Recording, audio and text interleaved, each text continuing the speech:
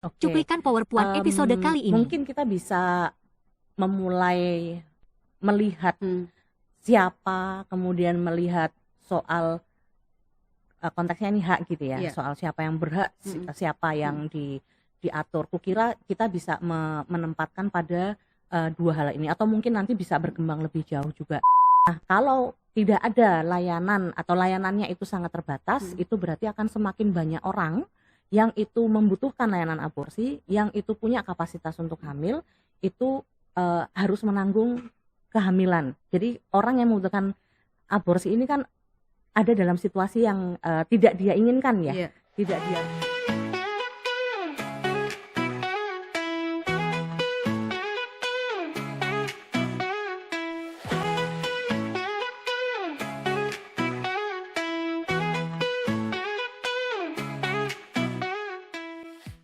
Halo Sobat Puan, ketemu lagi di Power Puan. Dan hari ini kita akan berdiskusi kembali dengan topik yang tentunya masih hangat. Ini adalah rangkaian mungkin ya dari episode sebelumnya. Kita akan membahas dan melanjutkan pembahasan tentang Peraturan Menteri Kesehatan Nomor 2 Tahun 2025 tentang upaya penyelenggaraan kesehatan reproduksi. Nah, hari ini kita sudah bersama dengan Mbak Ika Ayu. Halo Mbak Ika. Halo. Mbak Ika adalah saat ini Mbak Ika adalah direktur dari Perkumpulan Samsara dan juga koordinator nasional dari Save All Women and Girls. Gitu. Mbak Ika mungkin boleh, Mbak Ika sehat hari ini? Sehat. Sehat ya. Mbak Ika mungkin boleh perkenalkan dulu Samsara apa dan SAWG apa. Oke, terima kasih Giska, terima kasih juga Power Puan, Sobat Puan semua. Aku Ika Ayu atau biasa dipanggil Ika. Saat ini aku adalah direktur Perkumpulan Samsara. Samsara adalah organisasi feminis yang memiliki concern pada advokasi dan juga pemenuhan hak kesehatan seksual dan reproduksi, khususnya pada situasi kehamilan tidak direncanakan dan informasi tentang aborsi aman. Gitu.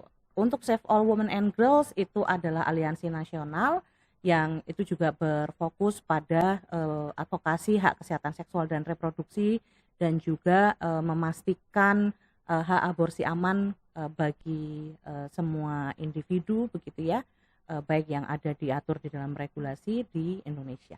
Oke. Baiklah Mbak Ika. Terima kasih Mbak Ika sudah berkesempatan hadir hari ini dan kita akan diskusi banyak mungkin ya. Jadi Sobat Puan, seperti kalau sebelumnya kita juga sudah melihat, kita menggambarkan ya secara umum bagaimana isi PMK nomor 2 tahun 2025 khususnya tentang yang mengatur tentang layanan aborsi. Nah, kali ini kita akan coba melihat dan berdiskusi dengan Mbak Ika, siapa sih sebenarnya yang punya hak untuk mendapatkan layanan aborsi ini dan bagaimana idealnya layanan aborsi ini harusnya disediakan oleh pemerintah. Gitu. Nah Mbak Ika, kalau dilihat dari kebijakan nih, dari aturan regulasi pemerintah Indonesia, kalau dilihat tuh dari undang-undang sebelumnya ya, dari Undang-Undang Nomor 36 yang tahun 2009 sampai di undang-undang yang terbaru sekarang yang nomor 17 tahun 2023 itu juga mengatur tentang layanan aborsi gitu.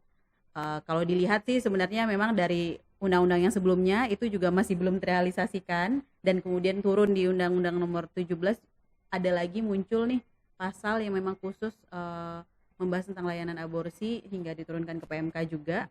Nah, kalau di regulasi ini yang udah banyak ini Mbak Ika, di situ siapa Mbak yang tertulis sebenarnya yang berhak mendapatkan layanan aborsi aman? Oke. Kalau di PMK gitu ya, atau ya PMK karena dia adalah turunan dari Undang-Undang Kesehatan, yang mana Undang-Undang Kesehatan kita di 2023 itu juga sudah mengadopsi ya dalam tanda kutip menyesuaikan dengan perubahan yang muncul di KUHP gitu. Jadi kalau kita bicara soal siapa yang muncul di dalam regulasi kita yang paling baru, itu adalah korban kekerasan seksual, korban perkosaan, dan juga orang dalam situasi kedaruratan medis gitu. Jadi kalau kita bicara subjek Mm-mm. atau siapa, Mm-mm. ya kategori yang dimunculkan adalah 3 tadi, yang mana itu sudah berkembang dan ya kalau kita mau bilang sebetulnya sudah ada sedikit perubahan gitu ya, karena sebelumnya kan hanya mengatur korban perkosaan dan juga indikasi darurat medis. Sebelumnya tidak ada korban tindak pidana kekerasan seksual, dan aku kira ini juga karena merespon adanya undang-undang kita yang baru nih, undang-undang TPKS. Jadi kalau secara regulasinya aja ada perkembangan sedikit ya Mbak ya. Mm-mm. Tapi kalau di situ kan tertulis ya untuk indikasi medis, kemudian untuk korban perkosaan dan tindak pidana kekerasan seksual. Nah, apakah ini sebenarnya sudah sesuai Mbak dengan standar hak asasi manusia mungkin, atau standar dari WHO sendiri gitu yang juga punya aturan terkait dengan aborsi aman? Oke, mungkin kita bisa memulai melihat siapa, kemudian melihat soal konteksnya ini hak gitu ya, Iya. soal siapa yang berhak, siapa yang diatur. Kukira kita bisa menempatkan pada dua hal ini, atau mungkin nanti bisa berkembang lebih jauh juga, siapa yang berhak dan siapa yang diatur. Kalau di regulasi yang kita punya tadi sudah disebutkan, jadi yang sudah masuk ke dalam aturan adalah kategori-kategori tadi, kelompok-kelompok yang tadi disebutkan ya, korban dan juga dalam situasi darurat medis. Tapi kalau kita bicara berhak, dalam itu berarti kerangka yang kita pakai adalah hak asasi gitu. Tadi yang Giska sebutkan sebetulnya apa yang muncul di panduan WHO, bahkan di panduan yang sudah paling baru gitu ya, karena kan panduan yang dirilis oleh WHO itu selalu berkembang juga. Itu sebetulnya tidak kemudian membatasi gitu, karena di situ disebutkan bahwa semua individu gitu kan, dalam hal ini tentu saja konteksnya adalah yang memiliki kapasitas untuk hamil gitu ya, itu memiliki hak untuk mendapatkan layanan aborsi aman kayak gitu. Okay. Jadi kalau secara standar HAM semuanya bisa, tapi ya di regulasi kita tuh masih dibatasi ya, diatur beberapa, hanya kelompok-kelompok yang disebutkan tadi saja. Iya. Kalau secara ini Mbak, kalau secara metode yang dilakukan atau yang disarankan di regulasi kita yang kita punya, itu apakah juga sudah sesuai dengan metode yang sebenarnya bisa dilakukan, metode lain yang bisa dilakukan terkait dengan aborsi aman ini? Nah ini yang juga menarik sebetulnya kalau mau kita berefleksi pada apa yang selama ini diadvokasikan ya oleh SAWG dan juga sering menjadi topik pembahasan gitu ya di diskusi-diskusi ataupun di workshop, itu soal pengenalan atau adanya kebutuhan perluasan metode gitu. Kalau di regulasi memang yang saat ini diatur itu konteks metodenya itu prosedural, operatif gitu. Jadi dibutuhkan tenaga medis, tenaga kesehatan yang kemudian mengoperatori gitu ya, yang kemudian melakukan tindakannya. Sementara dalam panduan-panduan yang terbaru gitu, yang itu tidak terbatas pada atau diterbitkan oleh WHO saja, tapi juga ada misal VIGO atau Asosiasi Obgyn Internasional gitu, atau banyak organisasi riset global gitu ya dalam kerangka ginekologi, itu juga merekomendasikan adanya medikamentosa atau penggunaan obat gitu ya, medical, atau dikenal sebetulnya dengan medical abortion, itu sebagai salah satu metode yang direkomendasikan. Kalau mau dilihat juga di panduan yang terbaru saja, secara spesifik WHO saja sudah mengeluarkan medical management abortion ya. Jadi tidak terbatas pada abortion care. Jadi kalau yang sebelumnya kan layanan aborsi secara umum gitu ya. Yang itu tadi ada kebutuhan dokter, mungkin ada kebutuhan bidan gitu. Kalau yang sekarang di rekomendasi yang terbaru itu orang yang memiliki keterampilan, terlatih, atau kalau tidak salah dia menyebutkannya adalah skill and train person gitu. Itu bisa melakukan dengan protokol medical abortion kayak gitu. Itu kalau kita rujukannya adalah pada medical management of abortion, atau yang tadi aku sebutkan ada banyak organisasi internasional untuk seperti Asosiasi Obgyn atau riset-riset ginekologi itu yang juga mengeluarkan rekomendasi medical abortion kayak gitu. Yang itu kalau kita mau sandingkan gitu Iya. ya dengan apa yang kita punya, memang di regulasi kita ini belum Sampai ke sana belum ya. sampai ke sana gitu. Jadi belum melihat bahwa ada loh rekomendasi penggunaan obat, atau ya dikenalnya sebenarnya mungkin kalau di istilah kesehatan tuh medikamentosa itu ya, Iya. penggunaan obat misoprostol misal, atau penggunaan protokol mifepriston dan misoprostol gitu sebagai salah satu metode aborsi yang aman kayak gitu. Nah, ini yang memang aku tadi sampaikan di awal, ini yang selama ini sebetulnya sering kami advokasikan, termasuk pada pembahasan KUHP.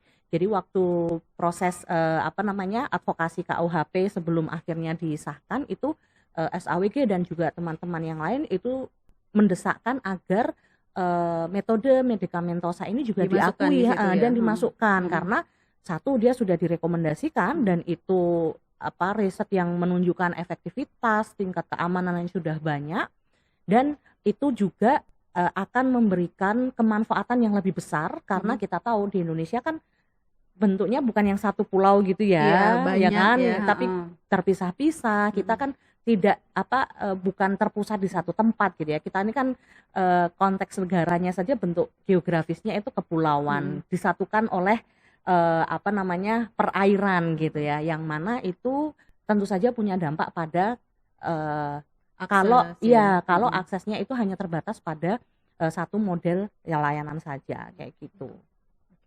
Jadi memang sebenarnya itu salah satu metode yang sangat mungkin gitu, yang sangat mungkin diadakan oleh pemerintah. Tapi berarti untuk setiap metode yang direkomendasikan oleh WHO tadi gitu, itu adalah metode yang aman, Mbak ya, yang bisa dikategorikan kepada aborsi aman gitu.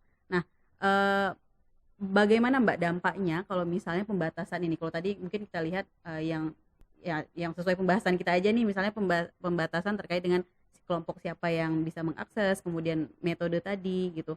Apa dampaknya kepada orang-orang yang punya kapasitas untuk hamil ini jika ini dibatasi, Mbak? Ya, konteks pembatasan itu tadi yang Giska bilang, selain membatasi metode, membatasi akses itu, kemudian membatasi siapa gitu, itu sebetulnya akan berdampak pada situasi di mana orang yang punya kapasitas hamil itu harus menanggung kesakitan yang lebih panjang gitu ya, lebih lama. Memang yang sering muncul itu adalah, kalau tidak ada layanan ini, lalu orang akan mencari layanan yang tidak aman gitu. Tapi kita bisa perdalam lagi tuh diskusinya. Yang tidak aman dalam hal apa? Dalam hal metode, dalam kerangka regulasi, atau dalam faktor yang mana nih? Karena konteks aman itu kan nggak tunggal ya. Aman kan nggak cuma soal kita aman melakukannya, kita aman tidak ada kriminalisasi kayak gitu kan. Jadi dia tidak tunggal. Nah, kalau tidak ada layanan atau layanannya itu sangat terbatas, itu berarti akan semakin banyak orang yang itu membutuhkan layanan aborsi, yang itu punya kapasitas untuk hamil, itu harus menanggung kehamilan. Jadi orang yang membutuhkan aborsi ini kan ada dalam situasi yang tidak dia inginkan ya, tidak dia rencanakan, tidak dia kehendaki gitu.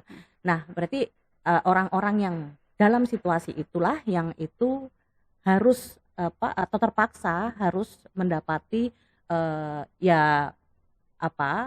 situasi kesehatannya jadi tidak maksimal sebetulnya itu. Jadi konteksnya kesakitan yang dia harus tanggung itu lebih panjang, lebih lama gitu, dan dia juga harus mengelola situasi bawaan setelahnya, gitu kan? Benar. Karena kehamilannya ya terpaksa harus dia lanjutkan kayak gitu. Ya, kondisi ini mungkin yang kalau dilihat mungkin masyarakat juga memang apa sih yang dihadapi setelah kehamilan misalnya gitu. Mungkin Sobat Puan juga bisa melihat kasus-kasus banyak korban kekerasan yang dipaksa untuk meneruskan kehamilan, kemudian anaknya terlantarkan dan lain-lain. Itu juga salah satu bentuk dampak ya Mbak ya. Iya. Mm. Ya, dan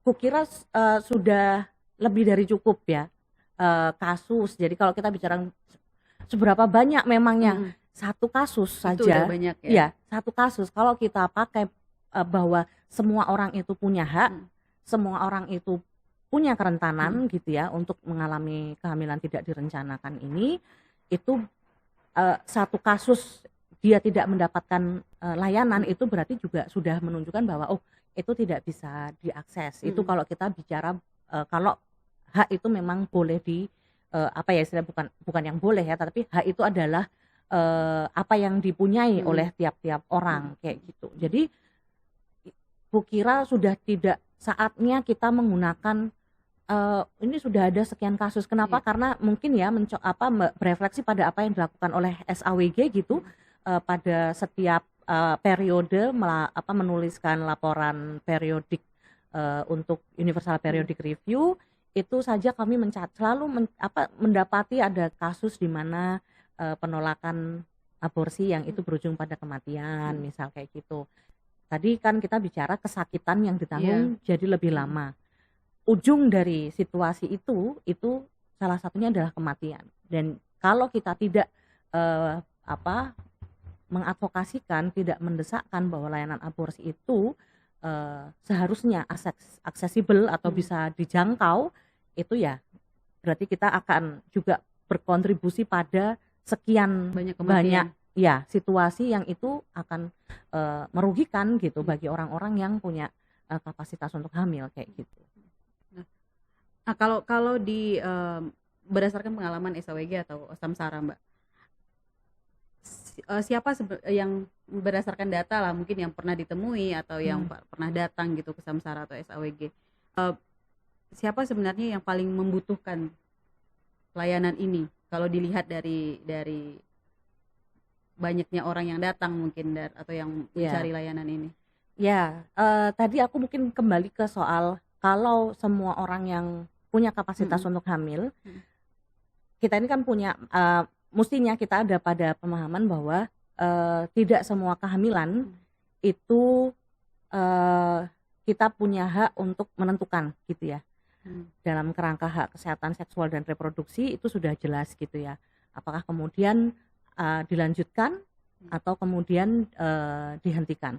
Itu konteksnya kalau kita turunkan dalam apa yang kita punya hari ini di regulasi, ya harusnya kita memberikan opsi itu juga dalam situasi kekerasan, misal dalam situasi darurat medis. Kan kukira di episode yang sebelumnya yaitu sudah cukup rinci menjelaskan soal bagaimana kemudian dalam darurat medis itu tetap saja harus ada sepanjang itu, harus ada liku-likunya yang harus dihadapi. Padahal itu situasi sudah jelas tuh darurat medis. Nah, kalau kita bicara berapa atau siapa yang paling membutuhkan, semua itu aku kira punya kebutuhan.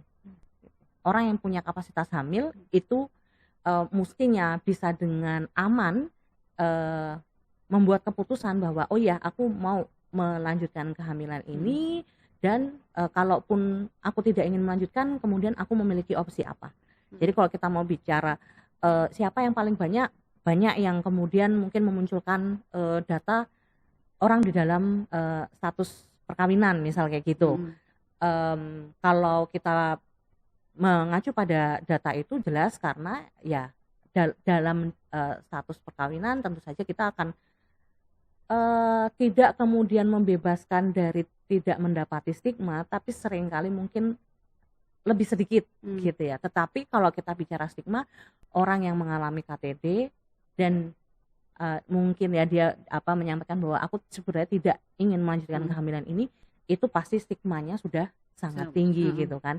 Jadi kalau kita bicara siapa yang paling banyak membutuhkan, ini layanan bukan kemudian oh iya ini untuk ini, kelompok ini aja gitu. Ini untuk kelompok, enggak. Harusnya kita bisa melihat ini disediakan gitu ya bagi semua. Dan tadi kita udah bahas di depan, WHO saja juga menyebutkan bahwa semua individu ya dalam memang ada istilahnya ya penyebutan bahwa ya disesuaikan dengan regulasi. Berarti kan kita akan balik ke regulasi. Kenapa kemudian regulasinya hanya mengatur pada kelompok-kelompok ini saja, gitu.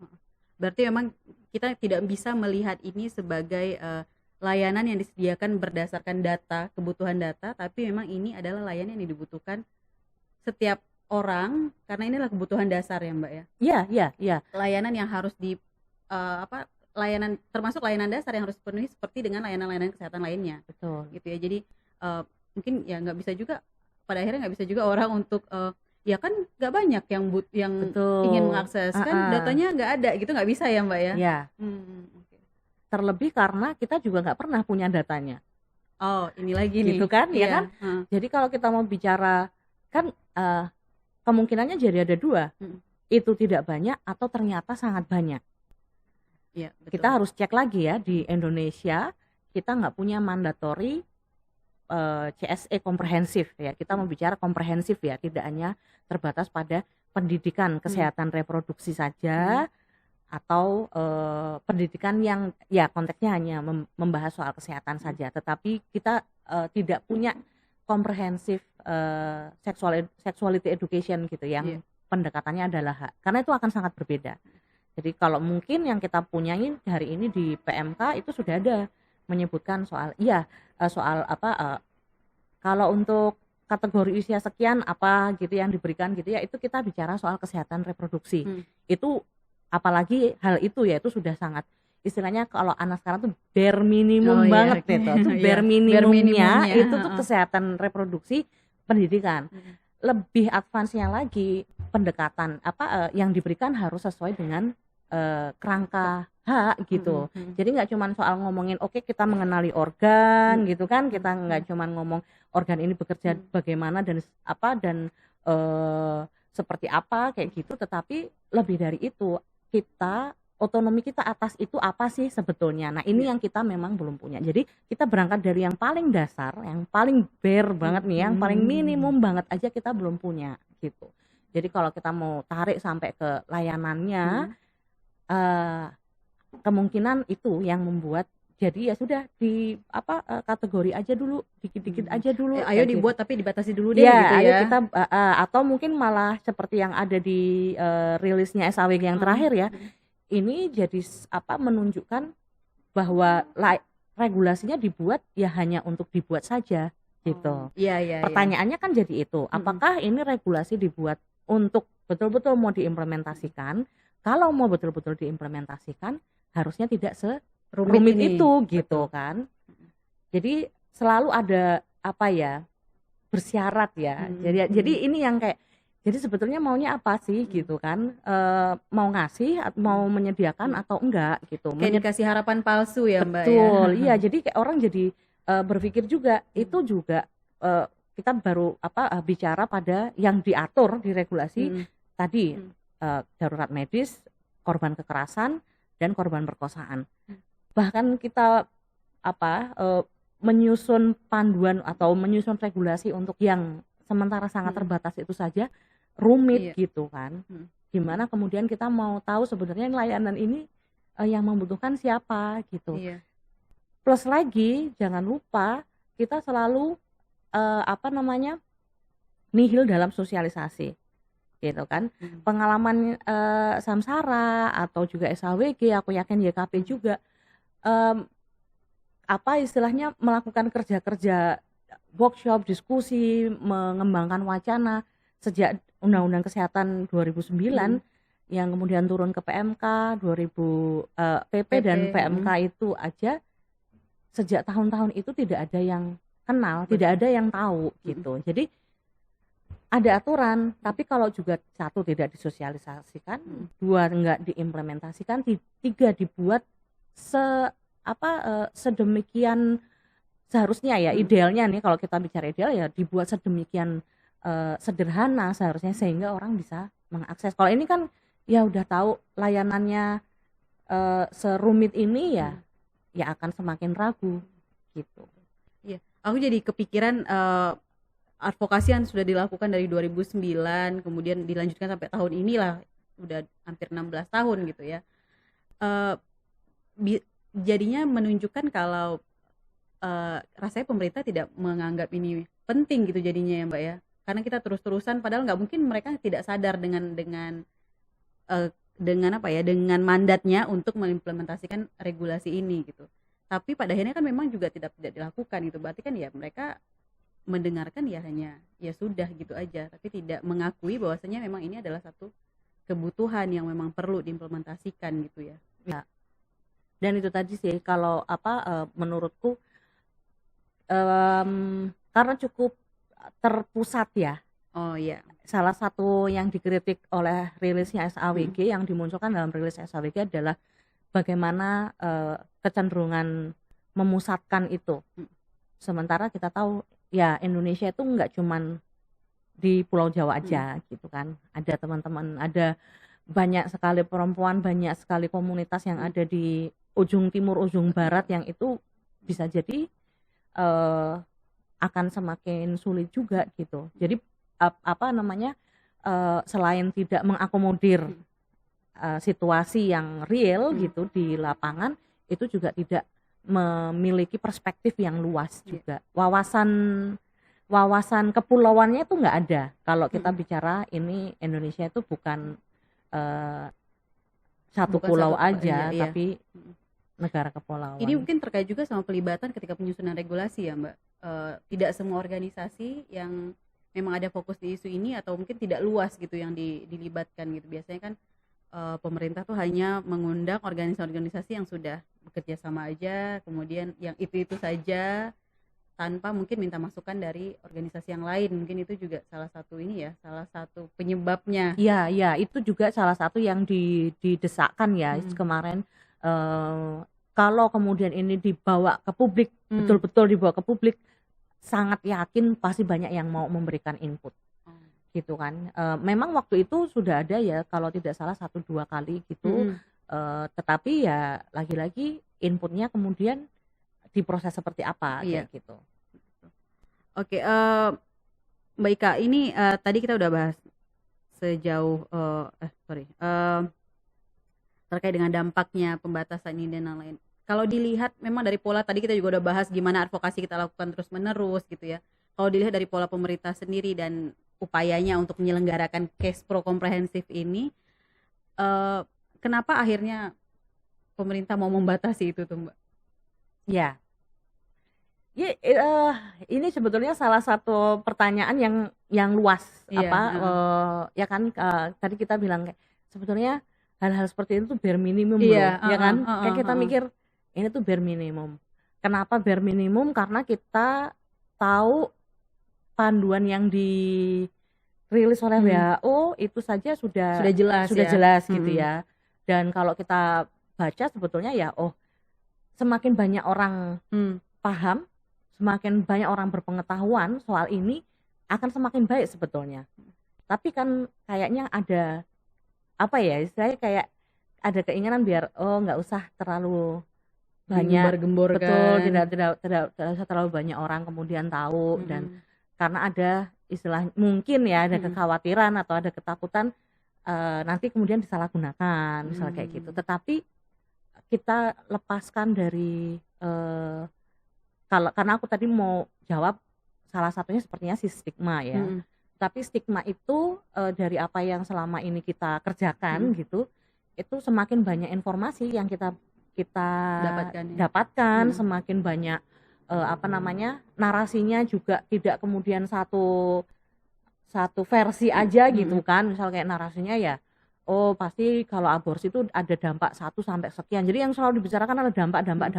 Tadi aku bilang kita nggak pernah menempatkan itu dalam satu pendidikan yang komprehensif, tetapi basisnya hak gitu. Karena ya kemudian yang disampaikan adalah ada dampak.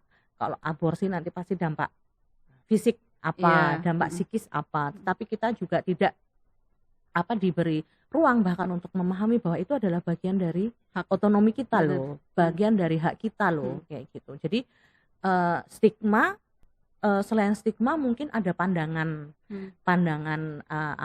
tertentu yang itu masih sangat kuat ya. Jadi tadi kalau kita bicara pandangan yang masih sangat kuat itu seringkali ya jadi kayak nutup, kayak bisa ngeblok gitu. nggak bisa nih obrolannya nggak bisa dilanjutin gitu gitu Iya kan. iya Jadi kayak iya. ya udah oke, apa namanya, yang mana itu sangat disayangkan Mhm, sebetulnya. mhm, Istilahnya jangan sampai juga sebetulnya negara dalam hal ini justru tidak meng memberikan ruang mhm, gitu pada narasi-narasi yang mhm, ya sudah banyak kok narasi yang baik juga, yang positif. Tadi ya kalau mhm, kita acuannya pada riset soal efektivitas, mhm, soal orang-orang yang setelah apa melakukan aborsi juga merasakan bahwa oh oke aku bisa melanjutkan hidup, apa ada hal yang mhm, kemudian aku bisa apa ya namanya bisa pegang mhm, lagi nih gitu karena kemudian aku tidak lagi harus memikirkan bagaimana melanjutkan kehamilan mhm, sementara aku tidak siap dan yang lain kayak mhm, gitu. iya. Jadi memang kalau dilihat kalau misalnya ya bisa jadi memang sangat mungkin tuh ya karena ketakutan-ketakutan pemerintah ini ya, Mbak, ya. Dan sebenarnya kalau dilihat ketakutan pun apapun layanan kesehatan tuh juga mungkin akan ada resiko dan apa ya hal yang mungkin ya kayak tadi akan disalahgunakan dan lain-lain. Apapun tindakan kesehatan tuh pasti akan ada eh, apa ya maksudku tidak layanan itu kan sama seperti layanan-layanan kesehatan yang lainnya gitu. Jadi kalau misalnya mau ditakuti, dikhawatirkan ya nggak perlu gitu karena yang lain juga sama. Ini adalah tindakan yang dilakukan ya Iya, tindakan kesehatan aja gitu. iya, tetapi menurutku Mm-mm. itu itulah kenapa kita harus terlalu update juga sama yang namanya teknologi kesehatan gitu Nah, kan. iya betul. Kita perlu update juga mungkin dengan apa ya wacana-wacana yang berkembang, Mm, temuan-temuan saintifik kayak mm, gitu ataupun bahkan temuan-temuan mm, sosial. eh Ya, maksudku resiko iya, itu pasti ada, tapi kita juga perlu lihat bahwa itulah kenapa kita perlu ini tidak juga kemudian terus-terusan ditutupi. mm, Karena kemudian kita nggak tahu mm. caranya memanage gitu. Maksudnya Kalau mmm, kita menutup akses untuk mencari informasi itu, iya kita jadi nggak tahu gimana cara memanage itu tadi ya. betul, kita jadi nggak bisa membedakan Iya. apakah itu sebetulnya adalah hasil yang kita harapkan. Misal ada bleeding, Mm-mm. ada pendarahan kok setelah apa namanya menggunakan apa tadi misal Medical. medical abortion Mm-mm. misal kayak gitu. Kita harus tahu Mm-mm. bahwa itu apakah hal yang memang diharapkan terjadi atau Mm-mm. itu sudah masuk kategori yang itu punya resiko Mm-mm. tinggi misalnya Mm. kayak gitu itu. Tapi maksudku poinnya adalah eh teknologi kesehatan itu pentingnya sebenarnya di situ Mm. untuk kemudian bisa apa ya istilahnya memanage resiko-resiko yang mungkin akan muncul. Mm-mm. Mm. Karena kan kemudian berkembang terus ya. Mm. Tapi kalau ya sudah stagnan aja di situ ya Mm. gimana kita bisa atau ya kita hanya terlalu apa istilahnya selalu stagnan gitu di posisi ya itu ada resikonya betul tapi kan ada di wilayah kesehatan Iya. bukankah hal-hal yang seperti itu mestinya yang bisa kita pikirkan Betul, betul. gitu kan. Ya memang bisa sangat mungkin bisa terjadi juga gitu Iya kan, iya Mbak. iya. Nah, Dan itu sangat bisa di apa ya diantisipasi gitu ya. diantisipasi Heeh, heeh, gitu. heeh, benar. Ya itu sih yang apa Iya ya iya jadi iya. yang mungkin jadi ya mungkin jadi obrolan juga di Mm, pemerintahnya gitu tapi ya mungkin yang memang yang terlihat oleh kita tuh keterbukaan sih mungkin ya Mbak ya kayak ya dia terbuka dengan hak manusia gitu hak iya hak setiap individu hak iya dasar bare minimum tadi yang iya gitu kan karena mereka tidak mereka ya nih kayak pemerintah mungkin tidak apa ya tidak mau menerima dan mengakui itu gitu loh jadi kayak yang iya. Kalau kanal untuk mendapatkan atau mungkin mm-mm, yang kemudian diterima inputnya hanya dari satu mm-mm. satu Satu POV aja nih iya ya. dari satu POV Heeh, itu sangat mungkin. benar. Yang kemudian muncul adalah ada resiko. Bukan ini aku tidak kemudian menghilangkan semua kemungkinan ya enggak, aku tidak sedang menihilkan semua itu Mm-mm. tetapi tadi ya soal POV, Mm-mm. soal sudut pandang ini Mm-mm. kan penting ya. Mm-mm. Makanya kenapa ya tadi teknologi kesehatan, temuan-temuan sosial, Mm-mm. penelitian-penelitian terbaru. Nah, kalau yang itu baru apakah sekian banyak riset, sekian banyak temuan, sekian banyak fakta, data, tidak hanya fakta tapi data-data yang sudah Mm. mutakhir nih akhir-akhir tahun ini apakah juga tidak cukup gitu untuk memberikan informasi yang lebih update kayak gitu kan. Nggak bisa kita rujukan kita 2011 Betul, iya. sementara panduan terbaru aja di 2022 sudah ada. Mungkin nanti akan Ada masuk lagi lagi, karena iya. dari apa yang kami pelajari ya di apa namanya di 2022 itu sudah muncul satu rekomendasi obat baru yang itu sebelumnya juga nggak ada. Nanti kan berarti ini akan terus berkembang Iya. gitu. Dan kita nggak tahu nih kapan sampainya di Indonesia kan. Sedangkan yang untuk saat ini aja tuh Iya, belum betul. bisa gitu. Catch up kan, harusnya Betul, kan harus catch up. Iya, iya. harus update juga Harus kita ya. update ya. Tapi kalau dilihat itu tuh memang belajar sih Mbak. Kalau kemarin kan kita juga sempat membahas isu PMK ini terkait dengan teman-teman disabilitas ya. Di situ yang di highlight dan di mention juga karena memang pemerintah tuh kurang belajar dengan informasi-informasi yang tepat gitu loh, yang benar. Jadi yang mungkin ya informasi yang diterima hanya yaitu tadi satu POV atau dari satu sumber aja gitu, atau dari obrolan-obrolan yang dirasa punya pengetahuan gitu. Atau jangan-jangan ya hanya mau mengambil apa yang sesuai. Apa yang menurut mereka oke aja gitu kan. Nah, ya itu konteksnya ya sama dengan aborsi aman ini ya. Yang mungkin kayak Mbak Ika bilang sudah segitu banyak penelitian, riset dan tulisan gitu ya, mungkin tidak mau dipelajari aja, udah nggak mau dibaca, jadi nggak terlihat nih informasi yang sebenarnya penting gitu. Ya, Gitu sih. Ya kita nggak mau ini juga ya. ya, Ngejudge apa yang tapi terjadi memang sebenarnya. kalau dari ini apa konteksnya refleksi apa yang sudah dilakukan di SAWG ya, cukup istilahnya kami sering sekali sebenarnya memberikan ini rekomendasi berdasarkan penelitian 1, 2, 3 sekian. Ini sebetulnya aman kayak gitu. Bahkan kalau misal apa namanya, ya terima kasih sebetulnya pada masyarakat sipil, pada organisasi perempuan dan yang lain yang itu terus mendorong dan menyediakan fakta-fakta, data-data itu gitu.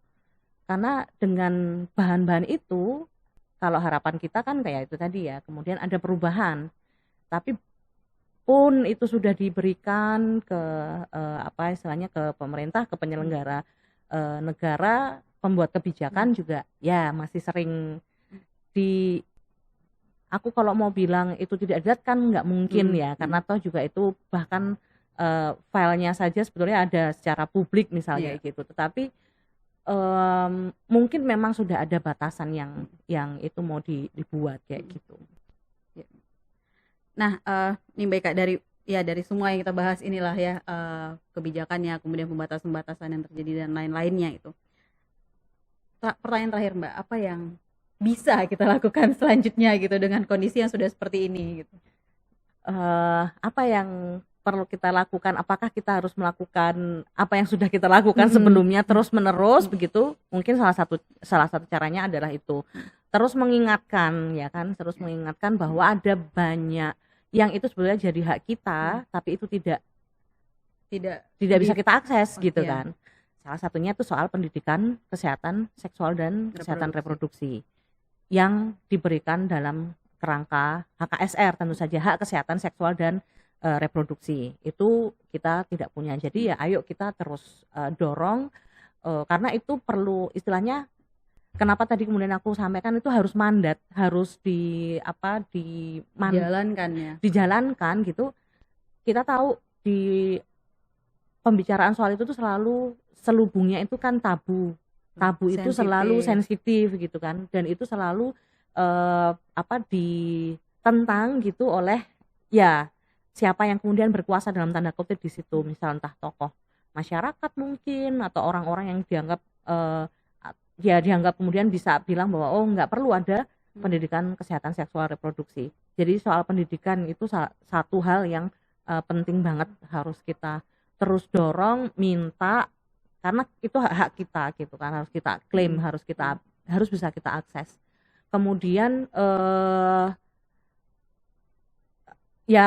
mendorong layanan ini bisa diberikan kepada, kalau kita mau mengacu pada apa yang diatur oleh negara, ya apa yang ditulis di dalam regulasi betul-betul harus dijalankan gitu kan. Tetapi ya dorongannya aku kira ya karena ini adalah hak yang dimiliki oleh semua individu gitu ya. Jadi ya mari kita terus apa namanya, me kalau mau bicara mendorong tuh kayak ya udah mendorong gitu ya. Ini tuh kayak levelnya tuh harus lebih, Memastikan ya. harus benar-benar minta menagih bahkan. Hmm. Karena ini konteksnya adalah ya penyelenggara negara Hmm. harus memastikan itu tersedia kan, kayak gitu kan. Nggak bisa juga kita lagi-lagi harus menggunakan contoh ada korban perkosaan, kan kita nggak bisa terus-menerus kayak gitu. Kemudian hal lain tentu saja ya memperkuat di dalam apa namanya, kita ya sebagai Jaringan ya, masyarakat sipil masyarakat, gitu di oke. jejaring kita, karena lagi-lagi ya kita yang bisa kita jadikan backbone dan apa namanya, teman untuk berjuang itu ya teman-teman di apa, masyarakat sipil, di antara organisasi sipil kayak gitu. Ini penting karena kalau kita bicara soal aborsi saja itu masih ada banyak sebetulnya yang masih punya stigma yang sangat kuat gitu kan terhadap isu aborsi. Dan ini bukan soal tubuh, bukan soal apa ya istilahnya, bukan isu tubuh yang kemudian apa dianggapnya kemudian hanya mementingkan diri sendiri, bukan. Ini isu kelas ya, ini isu keadilan juga. Jadi kita perlu betul bersama-sama gitu untuk apa, memastikan bukan hanya 1-2 kelompok tetapi semua bisa mendapatkan akses Layanan ini ya. gitu. Iya.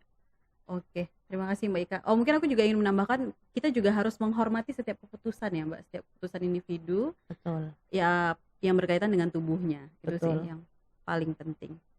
Oke, baiklah Mbak Ika. Cukup panjang dan cukup Panjang menguras POV-nya banyak POV-nya ya. banyak. POV-nya banyak. Menguras emosi nggak nih? Ya, Sedih- selalu menguras emosi ya. emosi ya. Tapi ya harapannya semoga ada perubahan lah ya, tapi kita Ya. nggak tahu pas kapan, semoga secepatnya, tapi ya Kalau bisa besok sih saya minta besok. Iya. kalau bisa nih, tapi Iya. kayaknya aduh, huru hara di Kalau mana-mana. kita mau optimis harusnya oke besok kita bisa Oke, dapat. benar. Besok nggak bisa, oke Oke, besok besoknya kita lagi. harus dapat Iya. gitu. Oke, baiklah teman-teman, kita jaga keoptimisan itu. Waduh. Itu tadi diskusi kita untuk episode kali ini. Jangan lupa untuk menyaksikan episode sebelumnya dan episode setelahnya ini, karena ini adalah akan menjadi pembahasan yang sangat panjang untuk PMK ini, dan balik lagi semoga benar-benar diimplementasikan dengan sangat maksimal oleh Ya. pemerintah. Kita Sekali lagi terima kasih Mbak Ika. terima kasih Semoga juga selalu Giska, sehat dan Power Puan. Terima kasih Sobat Puan Sobat semuanya. Puan. Terima kasih. Sampai jumpa.